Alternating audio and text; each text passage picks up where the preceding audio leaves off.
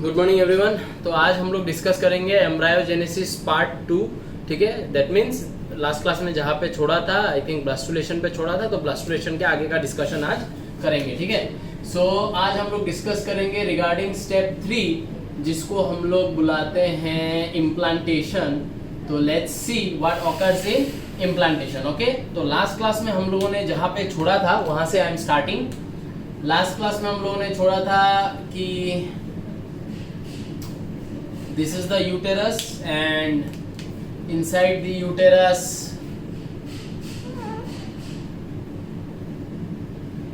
okay, this can be considered as the endometrium.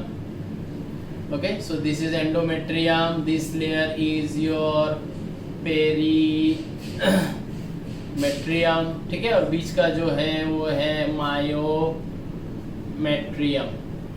ठीक है, ठीक है। नाउ हमको पता है इसके अंदर आके मोरुला पहुंचा था, फिर जो भी मैं I am not going to talk about blastulation, मैं डायरेक्टली इम्प्लांटेशन पे चलता हूं। तो लास्ट क्लास में हम लोगों ने छोड़ा था कि जो इनर सेल मास है वो inner cell mass has come and it has concentrated itself at one side of the trophoblast membrane. So this is trophoblast. यहाँ पे ये जो अंदर का जगह है इसको हम लोग क्या बुलाते हैं, इसको बुलाते हैं ब्लास्टोसील, है ना। ठीक है, तो यहाँ तक हम लोगों ने लास्ट क्लास में पढ़ा था। Collectively inner cell mass blastula level पे पहुंच गया है, 64 cell stage, blastula, blastocoel, this structure is called as blastocyst. अब ब्लास्टोसिस्ट बन जाने के बाद क्या होगा वो अभी हम लोग पढ़ेंगे। जैसे ही ब्लास्टोसिस्ट बन जाता है, ठीक है, ध्यान से सुनो, जैसे ही ब्लास्टोसिस्ट बन जाता है उसके बाद क्या होता है, उसके बाद हम लोग क्या देखेंगे, ये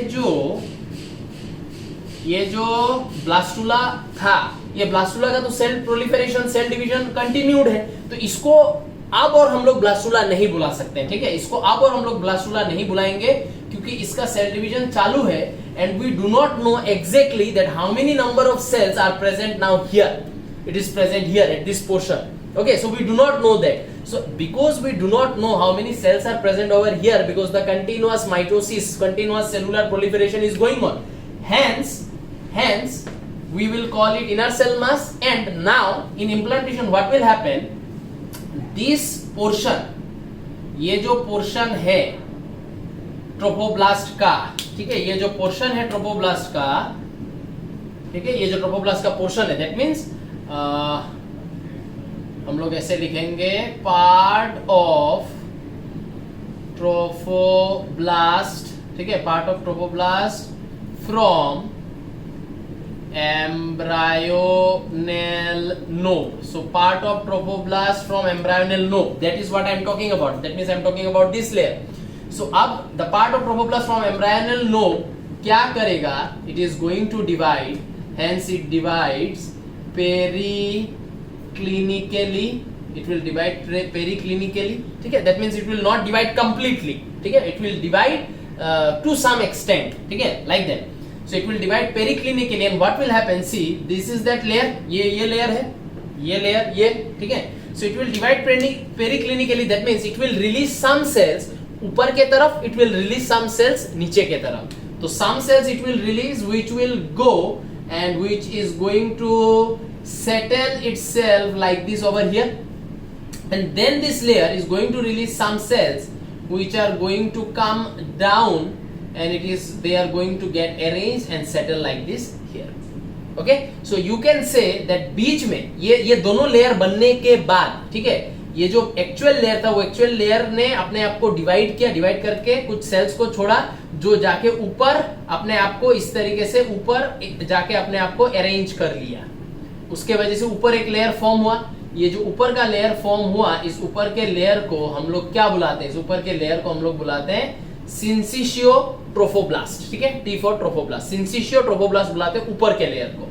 और जो एक लेयर नीचे फॉर्म हुआ उसको हम लोग क्या बुलाते हैं, उसको हम लोग बुलाते हैं cytotrophoblast. Okay, and after the formation of syncytiotrophoblast and cytotrophoblast you can see that there are some cells जो बीच में ही रह गया, जो ना ऊपर गया ना नीचे आया। So these cells are basically called as what? The undifferentiated cells. ठीक है ना, they are undifferentiated cells, they did not differentiate to go up और they did not differentiate to come down, they stayed in the middle. So these undifferentiated cells after the division has been done will be called as what? Will be called as cells of Rober. So you need to remember the names. Okay, so बीच में जो cells रह जाएगा, the undifferentiated cells जो बीच में रह जाएगा after the formation of two layers, एक ऊपर एक नीचे, those cells, undifferentiated cells are called as cells of Rober. Okay, ठीक है, यहां तक समझ में आया। तो अब मैं यहाँ पे क्या कर सकता हूँ, ये इनर सेल मास जो है इसके ऐसे करके ऊपर एक लेयर ऐसे बना सकता हूँ, नीचे एक लेयर मैं ऐसे करके बना सकता हूँ। ठीक है, समझ में आया होगा। Okay, after the formation of this layers, जैसे ही ये पेरिक्लिनिकली डिवाइड होकर ऊपर एक लेयर नीचे एक लेयर बीच का सेल्स जो है उनका एक लेयर, ऐसा जब लेयर्स का फॉर्मेशन हो जाएगा, ठीक है, यहां पे मैं लिखता हूं after the layers are formed in the embryonal knob region, ठीक है, लेयर्स बनने के बाद, उसके बाद ये जो हमारा एम्ब्रायो है, ये embryo moves towards the animal pole. माने जिस तरफ एनिमल पोल है, इस तरफ एनिमल पोल है, जिस तरफ एनिमल पोल है उसी तरफ ये पूरा का पूरा स्ट्रक्चर जो है वो उसी के तरफ आगे बढ़ेगा और बढ़ के जाके यूटेरस के टच में आएगा। तो इस पॉइंट को समझ लेना कि तीनों लेयर बनाने के बाद ये जो एंटायर स्ट्रक्चर है, ये एंटायर स्ट्रक्चर माइग्रेट करना चालू करेगा, एज ए होल मूव करना चालू करेगा और मूव करके ये जो स्ट्रक्चर है, ये स्ट्रक्चर पहुंचेगा एकदम एंडोमेट्रियम के क्लोजेस्ट प्रोक्सिमिटी में। सो किस तरफ ये मूव करेगा? ये उसी तरफ मूव करेगा जिस तरफ कौन प्रेजेंट है, जिस तरफ एम्ब्रायोनल नोब प्रेजेंट है। ठीक है, तो उस तरफ मूव करेगा करके एकदम एंडोमेट्रियम के पास चला जाएगा। ठीक है, सो स्ट्रक्चर को मिटा देते हैं। ठीक है, तो ये जो अभी अंदर का स्ट्रक्चर है, ये अंदर का स्ट्रक्चर एकदम इसके पास मान लो पहुंच गया है। ठीक है, एकदम एंडोमेट्रियम के पास पहुंच गया है ये। ठीक है, तो एंडोमेट्रियम के पास पहुंच गया है। जब पहुंचा, यहाँ पे क्या प्रेजेंट है, इस तरीके से एक लेयर, ठीक है, इसके नीचे एक और लेयर। तो वो जो ब्लैक में ऊपर में है दैट कैन बी सिंसिशियो, जो रेड में है,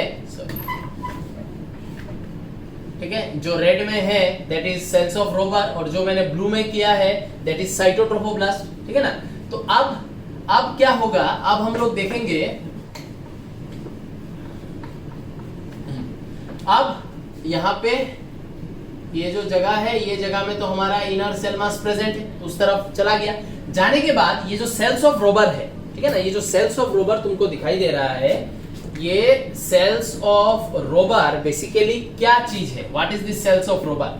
ये cells of Rauber are also called as lytic cells, the cells which does lysis माने ब्रेक डाउन। ठीक है ना, तो cells of Rauber are also called as lytic cells. तो जैसे ही वहां पहुंच जाएगा, ये जो सेल्स ऑफ रोबर है, ये सेल्स ऑफ रोबर क्या करेगा, ये cells of Rauber releases lytic enzymes, कुछ ऐसा एंजाइम छोड़ेगा, ऐसा फ्लूइड छोड़ेगा जिसका ब्रेकडाउन करने का एबिलिटी है। ठीक है ना, तो ये जो लाइटिक एंजाइम्स छोड़ा गया है, ये लाइटिक एंजाइम्स क्या करेगा, दिस लाइटिक एंजाइम्स डिसॉल्व्स, माने ब्रेकडाउन करता है किसको, इट डिसॉल्व्स एंडोमेट्रियम। देखो, तो जो सेल अनडिफरेंशिएटेड रहा उसको ये बुला रहे हैं, it is also called as lytic cell. Lytic cell releases some lytic enzyme. Lytic enzyme क्या करता है, ये लाइटिक एंजाइम, ये जो ऊपर का एंडोमेट्रियम दिखाई दे रहा है कि नहीं, जो ब्लू में मैंने ड्रॉ किया है, ये एंडोमेट्रियम को खा जाएगा। यहां से ये जो एंडोमेट्रियम है, इस एंडोमेट्रियम को ये खा जाएगा। समझ में आया? तो cells of Rauber dissolves endometrium, endometrium को यहां से खा जाएगा। ठीक है। जैसे ही एंडोमेट्रियम को यहाँ से खा जाएगा, दैट मींस अब एंडोमेट्रियम यहाँ तक है, बाकी खा लिया, तो इसका मतलब कौन एक्सपोज हो गया? मायोमेट्रियम एक्सपोज हो गया। यहाँ पे जैसे ही एंडोमेट्रियम को खा लिया जाएगा, हम लोग देखेंगे मायोमेट्रियम जो है वो मायोमेट्रियम इस तरीके से एक्सपोज हो गया है। और एंडोमेट्रियम को भी पूरी तरीके से नहीं खाया है, लेकिन बहुत खा दिया, लेकिन थोड़ा थोड़ा एंडोमेट्रियम, ये जो इनका जो ये बीच का जगह है, ये बीच का जगह में थोड़ा थोड़ा एंडोमेट्रियम अभी भी प्रेजेंट है, लेकिन मोस्ट ऑफ द एंडोमेट्रियम को यहाँ से इरोड कर दिया। ठीक है, ये जो बीच का इनमें जो बीच का जगह है, ठीक है ना, ये जो रीजन है, यहाँ पे थोड़ा सब में इस तरीके से एंडोमेट्रियम थोड़ा प्रेजेंट है, लेकिन सामने का एंडोमेट्रियम को खा लिया गया। समझ में आया ना? तो यहाँ पे देखो इस तरीके से थोड़ा एंडोमेट्रियम प्रेजेंट है, ठीक है, लेकिन ये जो यहाँ का एंडोमेट्रियम है उसको सेल्स ऑफ रोबर का लाइटिंग एंजाइम ने खा लिया। Cells of Rauber lighting enzyme release करता है, एंडोमेट्रियम को डिसॉल्व करता है। डिसॉल्व करने के बाद ये जो सेल्स ऑफ रोबर है, COR, ये COR डिसइंटीग्रेट्स,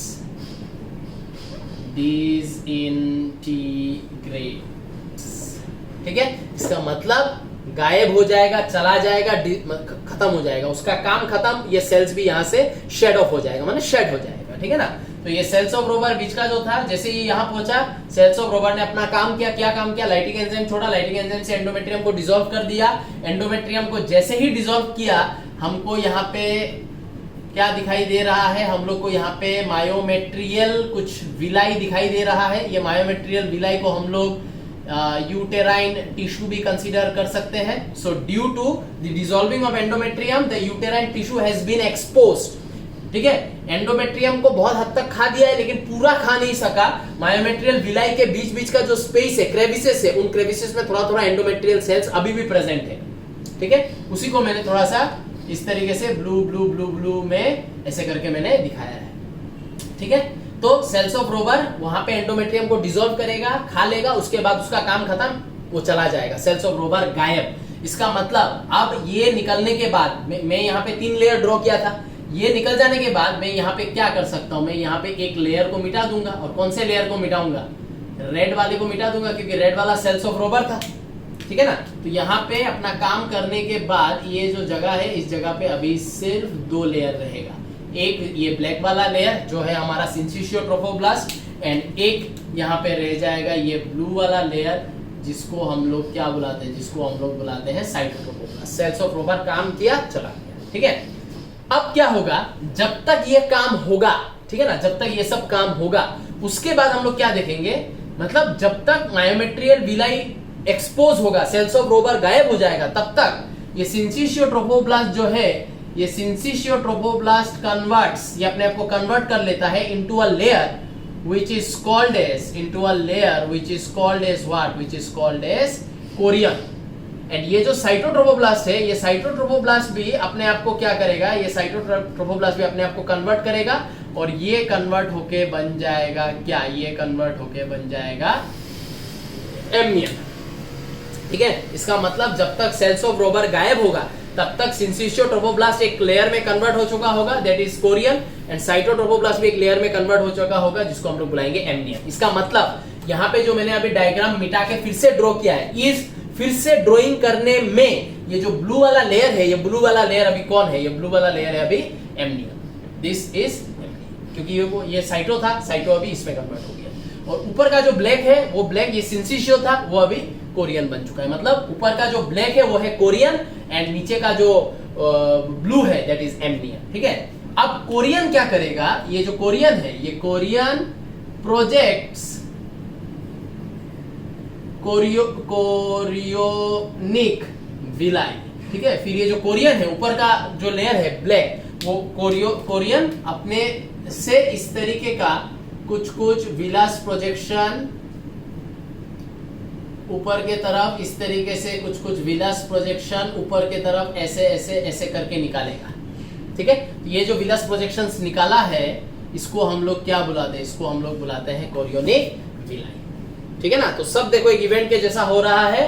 ठीक है, कोरियन अपने से कुछ विलास प्रोजेक्शन निकालेगा। अब क्या होगा? देखो, ये जो मायोमेट्रियल विलाई है और ये जो कोरियोनिक विलाई है, इन दोनों के बीच में, myometrial villi and chorionic villi, इन दोनों के बीच में होगा फ्यूजन, या फिर तुम लोग बोल सकते हो इंटरडिजिटेशन। इन दोनों के बीच में फ्यूजन या इस तरीके का इंटरडिजिटेशन होगा, और इस फ्यूजन या इंटरडिजिटेशन से ये जो जगह दिखाई दे रहा है, इस जगह में फॉर्म होगा हमारा प्लेसेंटा।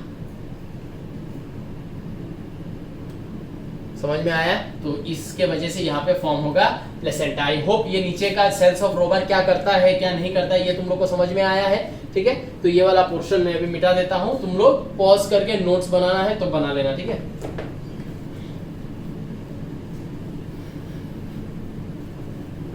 ठीक है। तो जैसे ही इंटरडिजिटेशन होगा दोनों में, और उसके वजह से जैसे ही प्लेसेंटा फॉर्म होगा, प्लेसेंटा फॉर्म होने के बाद अगर मैं फिर से यूटेरस का अगर मैं ड्राइंग करूं, ठीक है, तो let me keep this as perimetrium. Okay, endometrium को तो सेल्स ऑफ रोबर ने खा लिया है। ठीक है, तो एंडोमेट्रियम इस जगह पे नहीं है, तो इस जगह पे अब क्या है, इस जगह पे इन दोनों का कोरियोनिक विली एंड जो मायोमेट्रियल विली एक्सपोज हुआ था उनका इंटरडिजिटेशन से यहाँ पे इस तरीके का एक स्ट्रक्चर का फॉर्मेशन हुआ, और ये जो स्ट्रक्चर है इस स्ट्रक्चर को हम लोग क्या बुलाते हैं, स्ट्रक्चर को हम लोग प्लेसेंटा बुलाते हैं। ठीक है, तो यहाँ पे एक स्ट्रक्चर का फॉर्मेशन होगा जिसको हम लोग प्लेसेंटा बुलाएंगे। ठीक है ना, तो ये हो गया प्लेसेंटा। कोरियोनिक विली और मायोमेट्रियल विली से प्लेसेंटा बना। ठीक है, कोरियोनिक विली या कोरियन लेयर के नीचे क्या है, एमनियन। तो अभी हम लोग देखेंगे ये हो जाएगा हमारा एमनियन लेयर, जो सुंदर से ऐसे करके अपने आप को अरेंज कर लेगा। ठीक है, तो प्लेसेंटा में तो कोरियन इन्वेस्ट हो गया, तो ये जो लेयर ठीक प्लेसेंटा के नीचे है इसको हम लोग क्या बुलाते हैं, इसको हम लोग बुलाते हैं एमनियन। ठीक है, और एमनियन के नीचे क्या प्रेजेंट है, एमनियन के नीचे यहाँ पे प्रेजेंट है, ये है हमारा इनर सेल मास, जिसका सेल डिवीजन चल ही रहा है, और कितना सेल स्टेज तक पहुंच गया है we are uncertain about it, we do not know, so hence we are calling it as inner cell mass. ठीक है, तो इस इंटरडिजिटेशन के बाद this is the resulting scenario of your uterus, it will be like this. ठीक है, तो with the formation of placenta, जैसे ही प्लेसेंटा का फॉर्मेशन कंप्लीट होता है वी से इम्प्लांटेशन खल्लास, इम्प्लांटेशन इज कंप्लीटेड। सो ये है तुम्हारा implantation step number 3। These are the events which occurs in implantation. ठीक है, तो अब मैं बाकी मिटा दूंगा। इम्प्लांटेशन से आगे क्या होता है, gastrulation. What is gastrulation, that we will talk. ठीक है,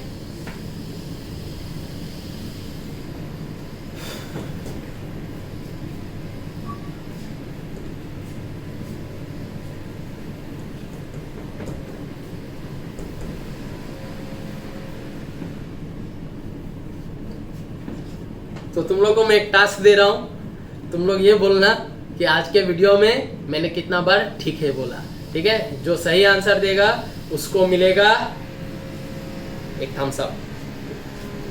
मूविंग ऑन, नेक्स्ट है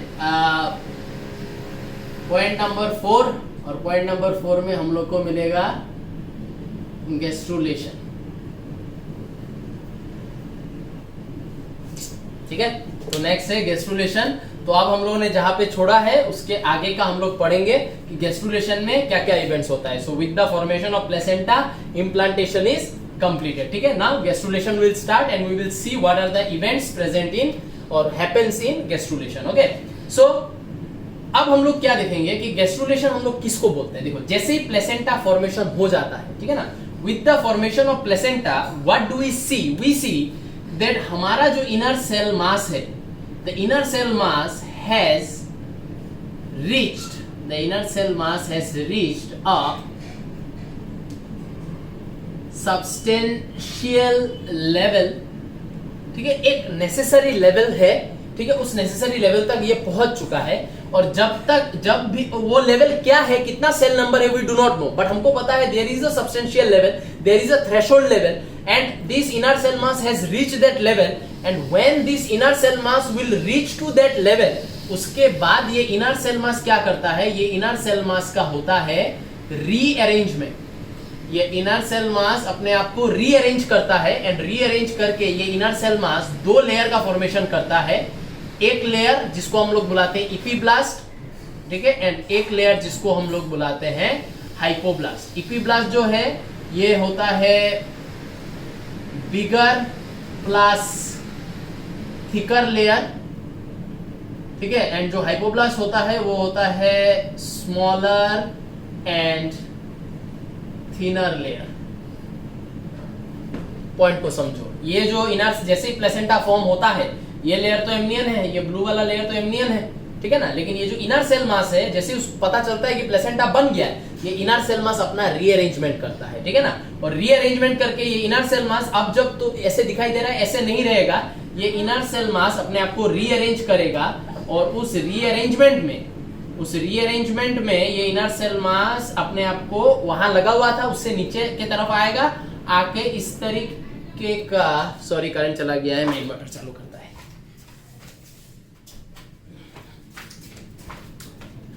ठीक है, तो इस तरीके का दो लेयर का फॉर्मेशन करेगा, इस तरीके का दो लेयर का फॉर्मेशन करेगा। ठीक है, इस तरीके का दो लेयर का फॉर्मेशन करेगा। ठीक है, इसमें जो ये ऊपर का लेयर है, उस ऊपर के लेयर को हम लोग क्या बुलाते हैं? This is called as epiblast. And ये जो नीचे का है उसको हम लोग क्या बुलाते हैं? This is called as hypoblast. एक इपीब्लास्ट है, एक हाइपोब्लास्ट है। समझ में आया ना? तो जैसे ही प्लेसेंटा फॉर्म हुआ, इनर सेल मास ने रीअरेंज किया, ऊपर एक लेयर बनाया, नीचे एक लेयर बनाया, ऊपर का लेयर इपीब्लास्ट, नीचे का लेयर हाइपोब्लास्ट। एंड जैसे ही ये रीअरेंजमेंट होगा, वैसे ही हम लोग क्या देखेंगे? एमनियन एंड ये जो इनर सेल मास से दो लेयर बना, उनके बीच में एक गैप आया। ये जो गैप है, इस गैप को अभी हम लोग क्या बुलाएंगे? This gap will be now called as amniotic cavity. ठीक है, और ये जो है, ये तो ब्लास्टोसील ही है, जो ब्लास्टोसील था वही है।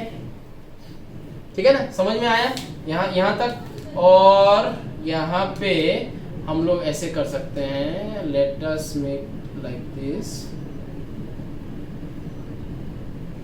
ठीक है ना? इसमें ये पेरीमेट्रियम, ये जो बीच का है ये हो जाएगा मायोमेट्रियम, और ये जो मैंने अभी बनाया है दिस इज एंडोमेट्रियम।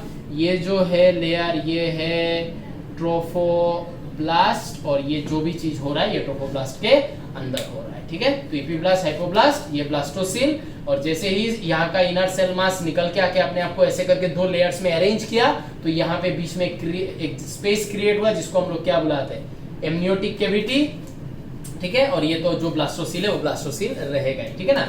ये एमनियोटिक कैविटी जैसे ही बनता है, वैसे ही ये एमनियन का जो सेल्स है, ये एमनियन सेल्स हम लोग यहाँ पे ऐसे लिखेंगे, amniogenic sales fills up this space with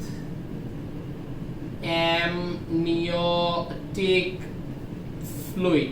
ठीक है, तो जैसे ही ये एमनियोटिक कैविटी क्रिएट होगा, बिकॉज इनर सेल मास नीचे आ गया है और आके रीअरेंज किया है, ये एमनियोटिक कैविटी जैसे ही बनेगा, वैसे ही यहाँ का एमनियन सेल्स क्या छोड़ेगा? Amnion cells are going to release some kind of fluid, and that fluid will occupy this space. So this space is called as amniotic cavity, where there is amniotic fluid present released by the amnion का cells, जिसको हम लोगों ने amniogenic cells बोला है। ठीक है, तो यहां तक आई होप क्लियर हुआ है।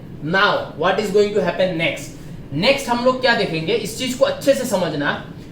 ये जो इपीब्लास्ट है, इस इपीब्लास्ट को हम लोगों ने क्या बोला? Bigger and thicker layer. तो सपोज, ये सपोज है, अभी जो भी मैं पढ़ा रहा हूं वो सपोज है, सिर्फ तुम लोग को ये वाला पार्ट समझाने के लिए। सपोज इपीब्लास्ट जो है, इपीब्लास्ट में फिलहाल जब ये बना तब इसमें 500 सेल्स प्रेजेंट है। ठीक है, इपीब्लास्ट जब रीअरेंज हो गया, इपीब्लास्ट जब बना, तो इपीब्लास्ट में मान लेते 500 सेल्स प्रेजेंट है। लेकिन इन 500 सेल्स प्रेजेंट है, लेकिन इस इपीब्लास्ट का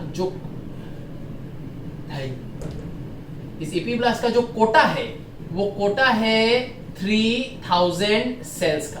मतलब इपीब्लास्ट अपने में 3000 सेल्स को एकोमोडेट कर सकता है, 3000 सेल्स को अपने में रख सकता है। लेकिन जब ये डिवीजन होके इपीब्लास्ट बना, तब कितना है?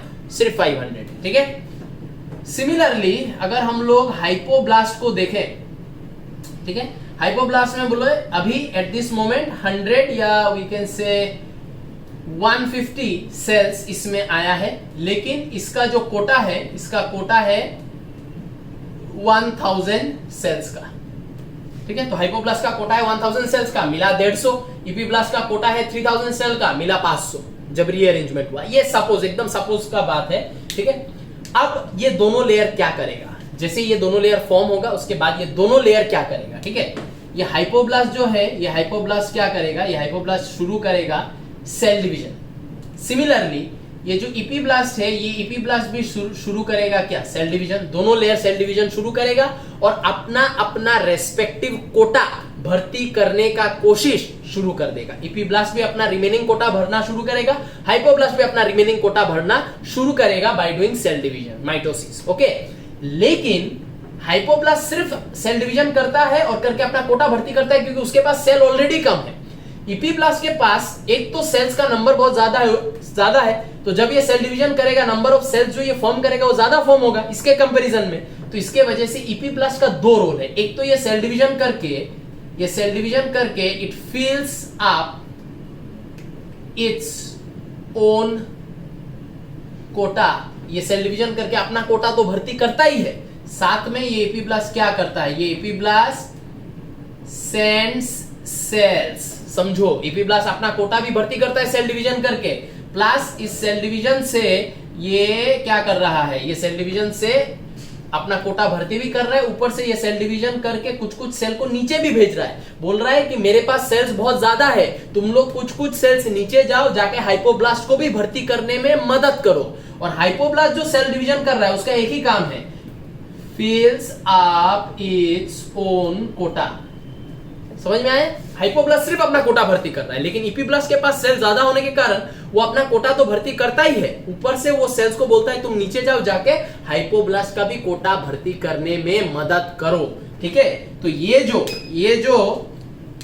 जो हम लोग यहाँ पे हम लोग क्या देख रहे हैं, ये जो यहाँ पे हम लोग देख रहे हैं एक क्या सेलुलर मूवमेंट, ठीक है। एक सेलुलर मूवमेंट हम लोग देख रहे हैं इपीब्लास्ट से हाइपोब्लास्ट में। इस सेलुलर मूवमेंट को हम लोग क्या बुलाते हैं, इस सेलुलर मूवमेंट को हम लोग बुलाते हैं मॉर्फोजेनेटिक मूवमेंट। इस सेलुलर मूवमेंट को हम लोग मॉर्फोजेनेटिक मूवमेंट बुलाते हैं। And due to this morphogenetic movement जो हमारा कोटा फिलिंग है, ठीक है, जो हमारा फिलिंग अप ऑफ कोटा है, ये जो फिलिंग अप ऑफ हमारा कोटा है, ठीक है ना, ये फिलिंग, ठीक है, ये जो हमारा फिलिंग अप ऑफ कोटा है, ये फिलिंग अप ऑफ कोटा में सबसे पहले कोटा भर्ती होगा किसका, सबसे पहले कोटा भर्ती होगा हाइपोब्लास्ट का। क्यों हाइपोब्लास्ट का कोटा सबसे पहले भर्ती होगा, क्योंकि हाइपोब्लास्ट खुद तो अपना कोटा भर्ती कर ही रहा है खुद का सेल डिवीजन से, ऊपर से इपीब्लास्ट भी भेज रहा है, तो सबसे ऊपर से इसका कोटा ज्यादा भी नहीं है, तो सबसे पहले जिसका कोटा भर्ती होगा वो है हाइपोब्लास्ट का। और जैसे हाइपोब्लास्ट का कोटा भर्ती होगा, हाइपोब्लास्ट बन जाएगा क्या, हाइपोब्लास्ट बन जाएगा एंडोडर्म, ठीक है। इसके बाद नेक्स्ट कोटा भर्ती होगा किसका, नेक्स्ट कोटा भर्ती हो जाएगा इपीब्लास्ट का। इपीब्लास्ट हमारा बनेगा क्या, एक्टोडर्म। समझ में आया? इसका मतलब कुछ टाइम बाद हम लोग क्या देखेंगे, ये जो हाइपोब्लास्ट मैंने यहाँ पे लिखा था, ये हाइपोब्लास्ट और हाइपोब्लास्ट नहीं रहेगा, ये हाइपोब्लास्ट कन्वर्ट हो जाएगा किस में, एंडोडर्म में, क्योंकि इसने अपना सेल डिवीजन करके खुद का कोटा भर्ती किया, ऊपर से भी आया, इपीब्लास्ट से भी आया। इपीब्लास्ट भी कुछ टाइम बाद इपीब्लास्ट का भी कोटा भर्ती हो जाएगा, तो इपीब्लास्ट बनेगा क्या, एक्टोडर्म। लेकिन इपीब्लास्ट अपना कोटा भर्ती करने के बाद भी सेल्स को नीचे भेजना बंद नहीं करता है। इपीब्लास्ट अपना कोटा भर्ती करके एक्टोडर्म बन जाने के बाद भी epiblast does not stop sending cell downward. तो अब जब यहां से सेल्स निकल के आएगा, आके वो सेल कहां जाएगा, एंडोडर्म भी भर्ती हो गया, एक्टोडर्म भी बन गया, इपीब्लास्ट भी भर्ती हो गया, हाइपोब्लास्ट भी भर्ती हो गया। तो इपीब्लास्ट अब जो सेल भेज रहा है नीचे के तरफ, वो सेल्स कहां जाएगा, वो सेल्स आके ये जो बीच का जगह है, बीच का जगह में सेटल होगा, और बीच का जगह में सेटल होके यहाँ पे बनाएगा हमारा तीसरा जर्मिनल लेयर, जिसको हम लोग क्या बुलाते हैं, मेसोडर्म बुलाते हैं, ठीक है। तो इपीब्लास्ट का कोटा भर्ती होने के बाद वो एक्टोडर्म बन गया, उसके बाद भी इपीब्लास्ट क्या करता है, कीप्स सेंडिंग दी सेल्स डाउनवर्ड। ये इपीब्लास्ट सेल्स को नीचे की तरफ भेजना चालू रखता है, ठीक है। ये जो है यहाँ पे हम लोग ऐसे लिखेंगे, दैट दीज सेल्स सेटल्स कहा this cell settles down in the middle, ठीक है, to form what, this cell settles down in the middle to form mesoderm, ठीक है। तो सबसे पहला जर्मिनल लेयर क्या फॉर्म हुआ, एंडोडर्म, सेकंड जर्मिनल लेयर क्या फॉर्म हुआ, एक्टोडर्म, थर्ड क्या फॉर्म हुआ, मेसोडर्म, ठीक है कि नहीं, ठीक है। तो what is gastrulation, gastrulation is the formation of all the three germinal layer, ठीक है। जैसे ही तीनों जर्मिनल लेयर फॉर्म हो जाएगा गैस्ट्रुलेशन इज कंप्लीटेड, ठीक है। तो गैस्ट्रुलेशन इज बेसिकली क्या है, gastrulation formation of three germinal layers, ये है गैस्ट्रुलेशन, ठीक है। तो देखो तीनों जर्मिनल लेयर कैसे फॉर्म हो गए, ठीक है। तो आई होप समझ में आया होगा यहाँ तक कि कैसे तीनों जर्मिनल लेयर का फॉर्मेशन हुआ है। अब हम लोग इससे आगे बढ़ते हैं कि तीनों जर्मिनल लेयर का फॉर्मेशन होने के बाद क्या होगा, ठीक है। ये सब अच्छे से देखना, सेल का जो मूवमेंट हुआ एपीब्लास्ट से हाइपोब्लास्ट में एंड देन बीच में फिर सेटल होकर मेसोडर्म बन गया, ये याद रखना है, ठीक है। तो आई होप ये सब समझ में आया है, तुम लोग नोट्स आराम से बना सकते हो। क्लियर है यहाँ तक? अच्छा, तो ये मैं मिटा देता हूँ और इसके आगे क्या होगा उसके बारे में डिस्कस करते हैं।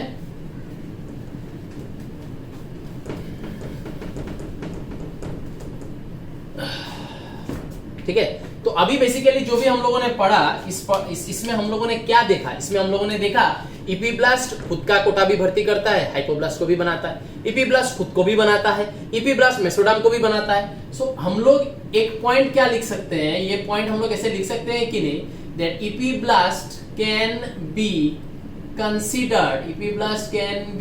considered as the source of all germinal layers, क्योंकि तीनों जो जर्मिनल लेयर है तीनों में उसका हाथ है, उसका कंट्रीब्यूशन है, ठीक है।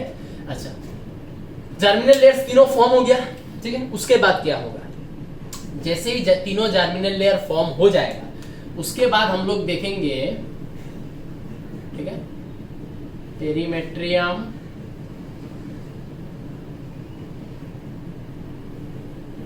ठीक है। सो ये जो है ये हो जाएगा पेरी, ये हो जाएगा एंडो और बीच का है मायो, ठीक है। यहाँ पे बन चुका है कब का प्लेसेंटा, ठीक है, प्लेसेंटा। एक और पेन लाना पड़ेगा ग्रीन कलर का, और ये जो मैं अभी रेड में ड्रॉ कर रहा हूँ ये रेड वाला है हम लोगों का ट्रोफोब्लास्ट, ठीक है। प्लेसेंटा के नीचे इधर ऐसे ऐसे ऐसे ऐसे ऐसे ऐसे ऐसे ऐसे एक लेयर यहाँ पे प्रेजेंट है जो है एमनियन, ठीक है ना। एंड इनर सेल मास का तो जर्मिनल लेयर बन चुका है, ठीक है। तो 3 जर्मिनल लेयर यहाँ पे बना है, ठीक है। ये जो है ये है एमनियोटिक